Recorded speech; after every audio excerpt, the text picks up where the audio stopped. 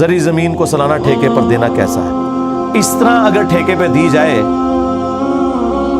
जो किराए के ऊपर आप ज़मीन देते हैं कि ठीक है ये ले लो, इस ज़मीन का ये किराया है और उसके बाद तुम इसके ऊपर अपना काम करो, तो इसमें तो किसी को ममानियत नहीं है। बहरहाल अगर आप मुदारबा वाला सिस्टम करते हैं,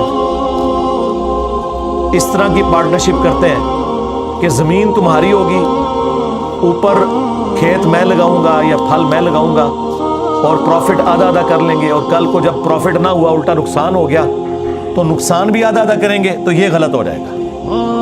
प्रॉफिट तो आप आधा आधा कर सकते हैं या जिस पे भी आप 20-80 कह लें, जो भी आपने करना है, लेकिन नुकसान पूरा वो उठाएगा जिसकी ज़मीन है। क्यों? उसकी तो कोई चीज़ ज़ाया नहीं ना हुई, ज़मीन अपनी जगह पर मौजूद है, लेकिन जो बेचारा दूसरा था उसकी मेहनत ज़ाया हुई है। अगर उसका नुकसान भी आप उसके ऊपर डाल देंगे तो